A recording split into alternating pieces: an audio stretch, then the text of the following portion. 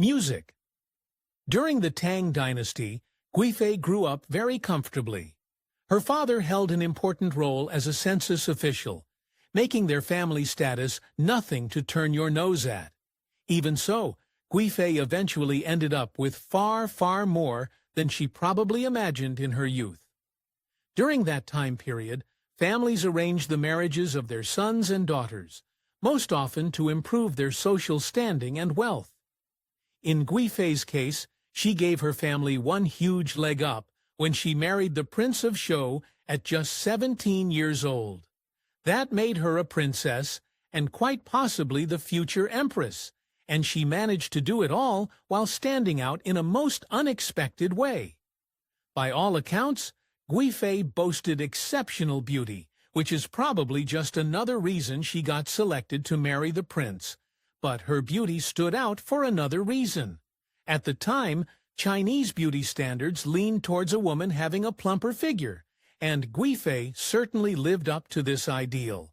Many reports claim that she had a curvaceous body, but all things considered, perhaps she proved too delectable a sight for her own good. Now bound in marriage to the prince, she likely expected to live out her days in luxury with the rest of his concubines until he himself became emperor. But everything changed when she caught the eye of the prince's father and ruler of the dynasty, Emperor Xuanzong. Even so, it took a little tragedy to really shake things up. Reportedly, the emperor didn't really take serious notice of Guifei until he lost his own favorite concubine and the prince's mother, Consort Wu, in 738. And, well, wouldn't be the first time grief pushed someone to make questionable decisions. Legend reveals one specific instance that pushed the emperor over the edge when it came to our stunning, albeit already married, beauty. One particular story states that the emperor gave Guifei permission to bathe in the hot springs at Huaqing Palace. The legend doesn't quite explain how they got to that point, since the palace typically reserved that spot for only the emperor and the highest-ranking members of the family. But perhaps the emperor had a little crush, considering the fact that he stuck around to watch. As the story goes, the emperor managed to get a full view of his son's lovely wife rising from the hot springs when she finished her bath. And according to that version of events, he just couldn't get over her astounding radiance, despite the nearly 4 decades he had on her age. At that point, he just couldn't help himself. The emperor couldn't just take Guifei from his son, or he could, but it wouldn't look great on the family or dynasty. So instead of just snatching her up, he made her a Taoist nun. Probably not what you were expecting. But, as it turns out, the emperor planned to play a very methodical long game. With Guifei relieved from her wifely duties, the emperor took the opportunity to bestow a new wife on his son. And with that, the emperor proceeded to make Guifei his concubine. But he didn't just add her to the thousands he already had. He made it abundantly clear that she was more than just the favorite. Many reports indicate that the emperor didn't just desire Guifei physically, but that he actually fell in love with her. According to ancient lore, they spent many evenings together. Guifei danced for the emperor, and supposedly the two went so far as to pledge their infinite love to each other. But of course, the emperor also put his money where his mouth was. Guifei especially loved to snack on the sweet, juicy lychee. Unfortunately for her, the fruit typically only grew in southern China, far from the palace where the emperor lived with Guifei and his court. Even more, sending for the fruit would typically take quite some time, affecting the quality of the snack. So what did the emperor do? Whatever he had to do to keep his girl happy. In a habit that eventually started to arouse people's displeasure, the emperor used his royal couriers to fetch the fruit for Guifei as often as possible. One version of the story said the emperor went so far as to have the trees that grew the fruit transported to the palace and planted there. And even so, all those physical gifts still didn't prove enough for his Guifei.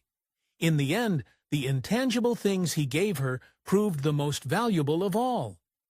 The emperor bestowed his highest status on Guifei as he possibly could. In fact, her very title, Guifei, made her the highest of all the concubines the emperor had. In essence, Guifei became the highest-ranking woman at court, and all the officials treated her accordingly.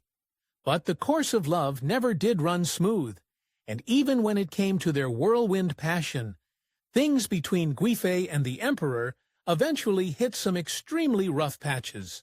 Even with the court very clear on her status, it seemed some women still hoped to take Guifei's spot as the emperor's favorite concubine. According to some reports, things came to a head in one instance when Guifei accidentally walked in on the emperor having relations with another concubine. Furious, she went into a rage on her royal lover. And if you haven't already guessed it by now, that was definitely the wrong move. Whether for that infraction or another, history confirms that the emperor did in fact send Guifei away for her impertinence, effectively returning her to her family in 746. But once she left and her absence settled in, the emperor's temperament changed drastically. He became ill-tempered, impatient, and impossible to console. Luckily for everyone at court, one of his officials realized that the emperor likely just missed his favorite woman. The official approached the emperor with the idea of bringing Guifei back, but the emperor had more complicated methods of winning her back. Rather than just sending his officials to bring Guifei back, he also sent several gifts to her, including a trove of royal food. That very evening, he did indeed bring her back to the palace and reportedly doted on her even more. But Guifei couldn't quite hold her tongue, and when she flared up again, she seemed to take the emperor's response a bit more personally. A few years after the first infraction, Guifei got disrespectful with the emperor again, and he once again sent her back to her family. As he did before, he regretted it shortly after and sent gifts to regain her favor. This time, though, Guifei seemed to realize how seriously she messed things up, and to show how sorry she was, she sacrificed something major. When Guifei received the gifts, she sent a very apologetic note back to her royal lover. She realized she and the court could easily take her life for her disrespect, and felt she didn't deserve to go back to him. To top her apology off, she sent back some of her crowning beauty, her hair. Take one guess on how the emperor responded to that show of humility. The emperor ordered his officials to bring Guifei back to him as soon as possible, and, of course, she returned to him with as much affection as before, if not more so. Their relationship continued to thrive, but seemingly unbeknownst to the emperor, it started to get in the way of other, much more important things when it came to his actual job as the ruler of China. The emperor and Guifei spent copious amounts of time together, so much so that he began to neglect his duties. He often left them to his other officials. If they remained loyal to him at all times, that wouldn't be an issue, but as he eventually discovered, that wasn't the case. Even worse, literally everyone knew his Achilles heel. It all started in 747, when a Turkic general, An Lushan, appeared at court to meet the royal family. Guifei seemed to take to him right away, so much so that she legally adopted him into her family. She cared for him so much that she considered him a son, although the true nature of their relationship really depends on what version of the story you believe. According to some reports, Guifei engaged in an illicit romantic affair with Lushan, unbeknownst to her aging royal lover. This is certainly possible, though most historians seem to consider it an unfounded rumor. Either way, they shared a bond that made the emperor look very favorably on the Turkic foreigner. But when he started to set his sights a little farther than he was actually entitled to, everything went awry. Reportedly, Lushan eventually began competing for status with Guifei's cousin Yang Guizhong. Thanks to the emperor's favor, Guizhong held a very high position at court, something Lushan began to feel he himself deserved. And when Guozhong got wind of that, he responded with everything but humility. Guozhong knew very well that he outranked Lu Shan. He probably also considered himself untouchable, considering his cousin's close romantic relationship with the emperor. So he essentially started picking on Lu Shan, finding reasons to take out officials from the man's own mansion. But when Lu Shan couldn't take it anymore, chaos erupted. In 755, Lu Shan finally reached the end of his rope. He rebelled against Guozhong and ultimately the emperor, rounding up his men to storm the palace. Guozhong managed to get another general to meet Lu Shan in combat, hoping he could protect the palace. That general failed spectacularly, though, and with Lu Shan on his heels, the emperor, Guifei, and their court found themselves left with no other choice but to flee. Once on the run, the situation quickly moved from bad to the absolute worst. While hunkering down at Mawei Courier Station, the palace guards started to ruffle with dissent. Likely both ragged from the run and angry at the circumstances, they searched for someone to blame for their situation. They didn't have to look too far, though. They easily landed on young Guozhong, declared him a traitor, and dealt him the most severe punishment. The guards ended Guozhong's life for what they insisted was a high act of betrayal against the emperor and the Tang Dynasty. They didn't stop there, though. They also took his son, wife, and all Guifei's sisters down with him. That essentially left them with only one final perceived traitor in their midst, the emperor's favorite girl in the world. The guards totally encircled the place where the emperor was staying with Guifei and several other high-ranking members of his court, threatening more bloodshed. The emperor himself tried to go out and calm them down, but they ignored him. Only one tragic solution seemed like it could suffice. The emperor entreated his officials for a solution. In response, they recommended he end Guifei's life in solidarity with the guards. Of course, the emperor refused, but as time wore on, he lost his resolve and ultimately gave Guifei up to save himself.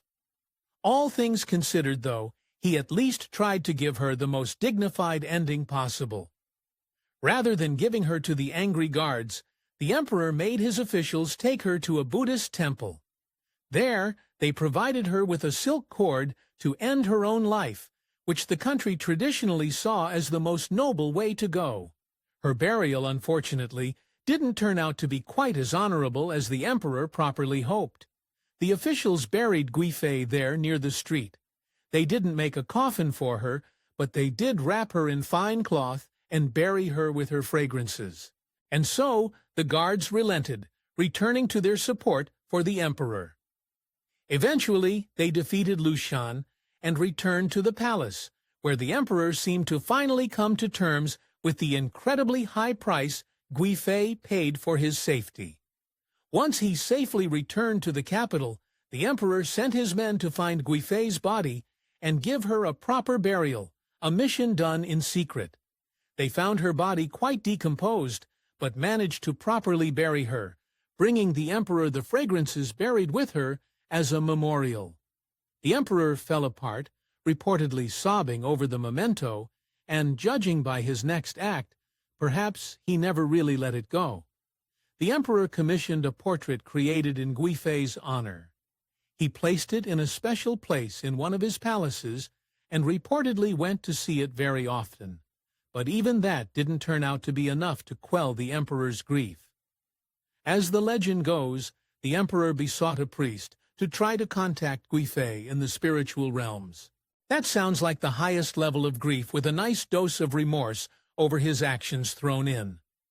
The priest managed to come back with a message from the emperor's beloved, and seemingly gave the emperor some relief, and probably just in time, considering the tragic fate that loomed just ahead.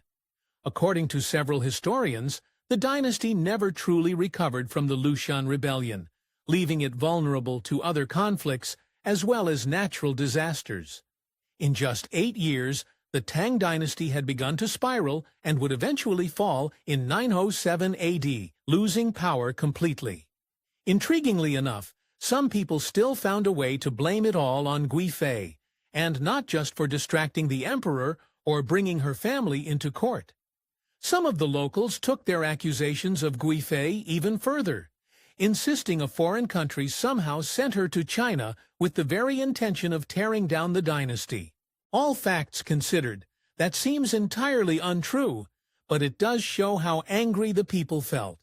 And yet, even with all the haters she left behind, the mark she left on history proved impossible to eradicate. An art piece depicting Guifei appeared in a Chinese calendar in 1915. It doesn't sound like much until you realize the picture imagined her emerging from the emperor's Huaqing hot springs, and she wasn't exactly covered up. It caused a stir in still very traditionally conservative China. Regardless, Guifei turned out to be a woman history will never forget. Guifei remains an icon of Chinese history, hailed for her great beauty and remembered for her effect on the emperor. Many sculptures of her remain in the country, including one sculpture recreating her stepping out of the now infamous hot springs. But Guifei's legacy went far past her country of origin. Even today, centuries after she walked the earth, Guifei continues to appear as a character of interest in popular culture. Her story has inspired art in several genres, including film, television, and even operas, which is to say, perhaps things didn't end all too well for her personally, but in the long run, her beauty led her to make an indelible mark on the world. Thanks for watching History Exposé. If you love uncovering the best stories in history, hit like and subscribe to keep exploring with us. Don't forget to visit our main page, Factini, for more incredible facts about everything.